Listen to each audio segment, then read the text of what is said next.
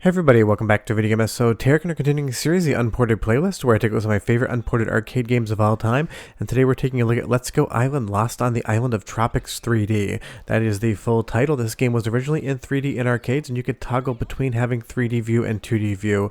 But interestingly enough, even if we do it in 2D, we still get a little bit of 3D chromatic aberration around the edges of objects, which I actually think really serves this game's visual well. But outside of filmmaking terms, I absolutely love every single Sega lightgun game, and this is basically a cross between something like the Ocean Hunter and Rail Chase 2, two of my favorite games from Sega, so you know we're going to have a good time. Before we get too far involved though, do me a huge favor, go down below, hit like and subscribe, and ring that notification bell, definitely helps us out. And if you feel so inclined and want to support the channel, we got a Patreon link down below as well. But if there's one genre Sega absolutely excels at, and technically there are two, it's going to be light gun games and arcade racing games. Now, as an arcade gaming fan, the light gun genre is definitely my number one, and this game just delivers everything I need. It's got a weird, wacky story, it's got quick time events using the actual gun, it's got awesome shooting mechanics, anything you would possibly want in an arcade game, this one 100% delivers to you. And you'll see here, as I go through this quick time event, they all work by moving the gun cursor in the right direction. Sometimes it's quite easy, sometimes it is very difficult, and the timing is tight, but it gives you an extra layer of fun outside of just shooting every bad guy on screen. And if you can't tell already, this is a very bright and cheery game, and Sega does bright and cheery colors so well, from the Model 2 to the Model 3 all the way to Let's Go Island. These games just look absolutely spectacular, but it is so funny how close this game really does hew to something like the Ocean Hunter.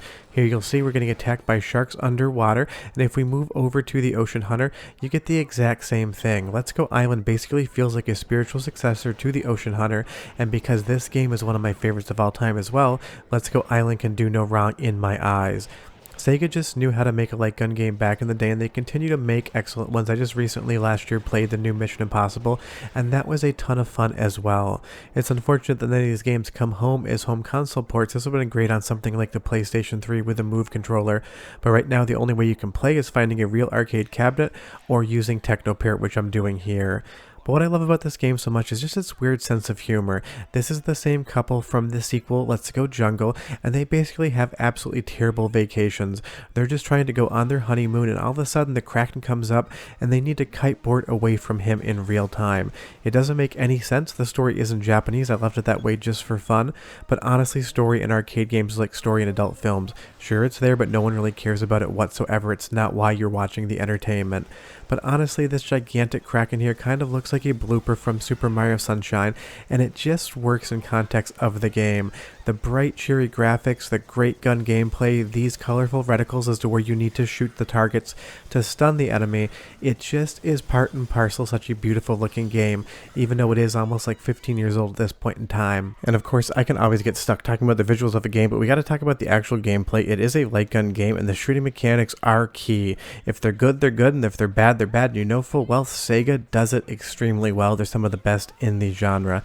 And I do love all these quick time events as well. I am purposely missing these. All you need to do is hit the start button when those arrows go over the reticle.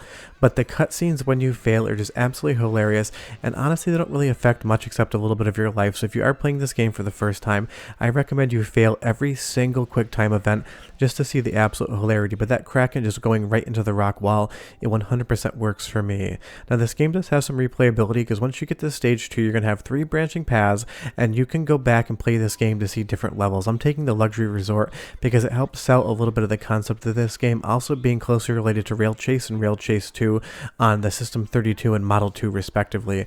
But I love that these people just got married. They take a little moped, and somehow that is souped up with maybe a turbo or a supercharger, and he just burns a wheelie right out. Now this level just feels 100% like Rail Chase, and I'll show you that soon, but I just love the overall design of this game. The shooting mechanics, everything about it, it just works, and it doesn't have any spiders, which always makes me happy. But it's also got an amazing soundtrack, so go ahead and listen for like 35 seconds, and I'll come back and show you some more game.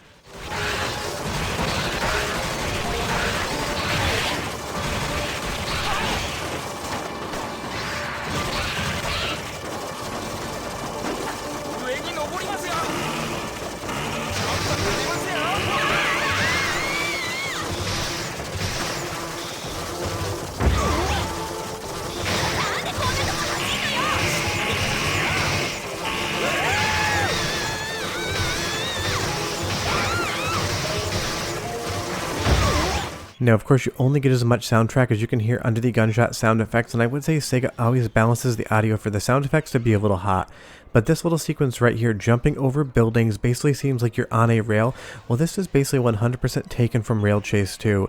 It seems like the developers of this game just basically took the concept of the Ocean Hunter and Rail Chase and decided to remake those two games as one with modern graphics at the time of its release. And that's a good thing because these two games are also spectacular and some of my favorite of all time.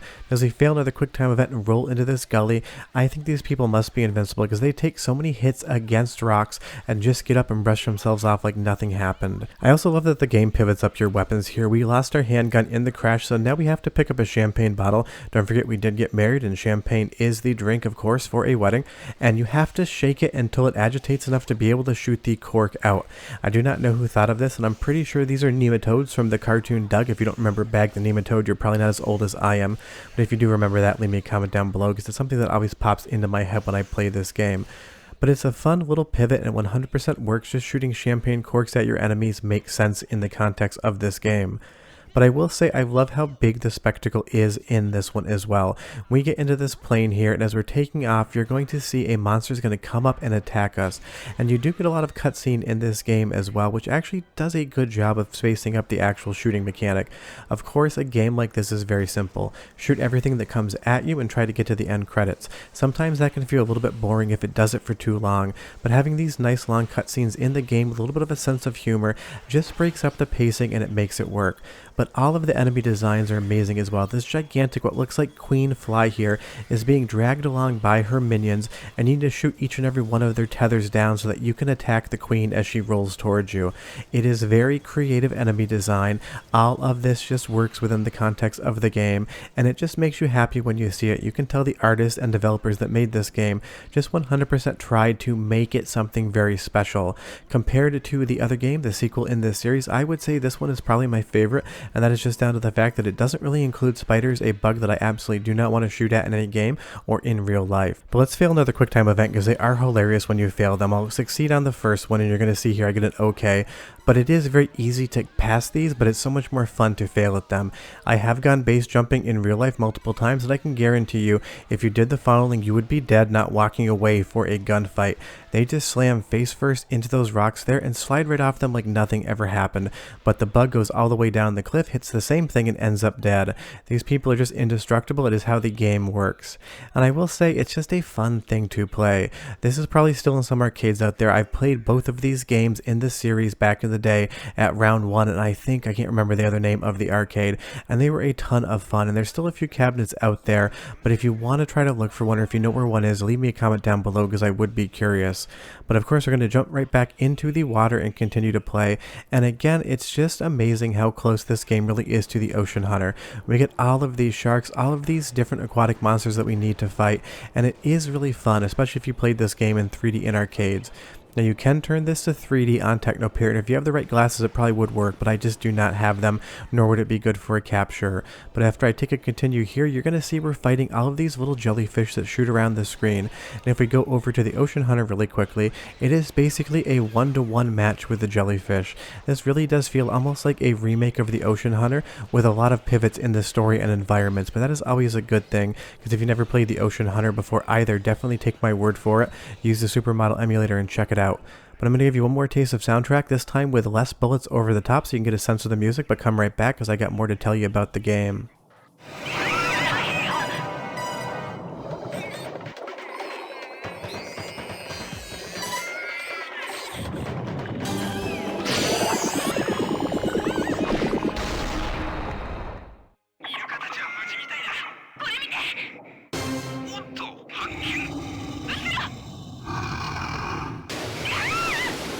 You definitely want to save that dolphin if for no other reason than it seems friendly, but I guess apparently dolphins in real life are not the friendliest animals whatsoever, so you decide what you want to do. But I love that this squid blew off all of his ink and we had to start the fight in the dark. There's so many little touches in this game. Every single square inch has something to see or do, and there's a lot of detail even if you don't get a chance to look at all of it because you're really focused on aiming at shooting the enemy. But that's the great thing about a Sega arcade game. You can go back and replay this time and time again, and it is a 2-player game, so it is quite easy. And this basically worked as an XY potentiometer game in arcades, so you can use a mouse to play this, you can use a Sinden, a gun for IR, or an analog stick, really whatever you want to do. And it is 2 players, so definitely bring a friend along because it's going to be even more fun. You can kind of manage which side of the screen you want to attack on to make the game a little bit more manageable. But you get all of these fun cutscenes, and you see those green leaves barrels right there. That is important to the canon of the story and the sequel, but I don't want to give the story away because it's actually more story than Sega usually puts in their arcade games. Just know right now that if the green leaves liquid gets near anything animal or aquatic whatsoever, you're going to have a really bad time.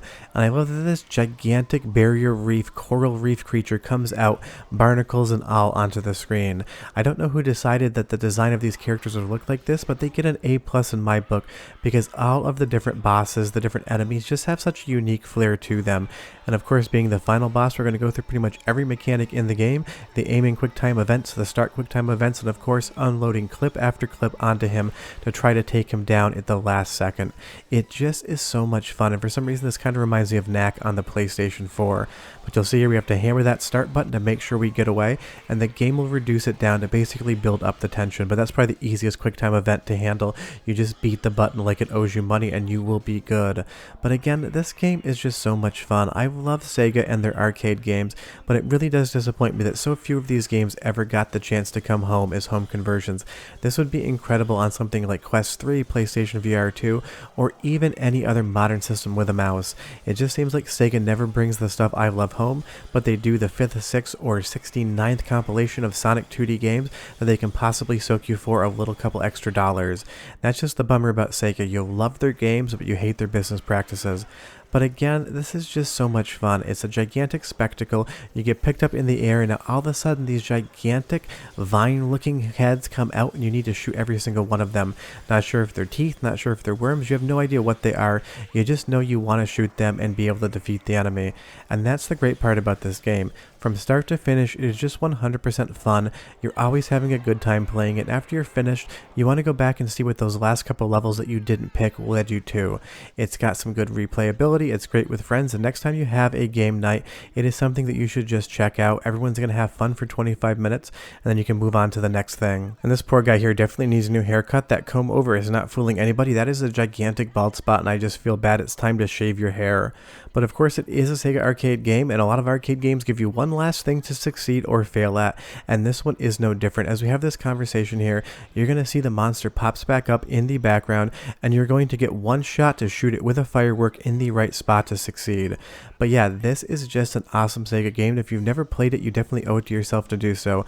Leave me a comment down below. Tell me if you've played the game, if you know where it is in arcades, and if you have a cabinet in your collection. I'm sure no one's going to say yes to that, but I never know what my viewers have. But otherwise, that's the game. It's a 10 out of 10 in my book. You should definitely check it out. We've succeeded. We got some sea fireworks, and we're good to go. I'll see you guys next time. Bye-bye.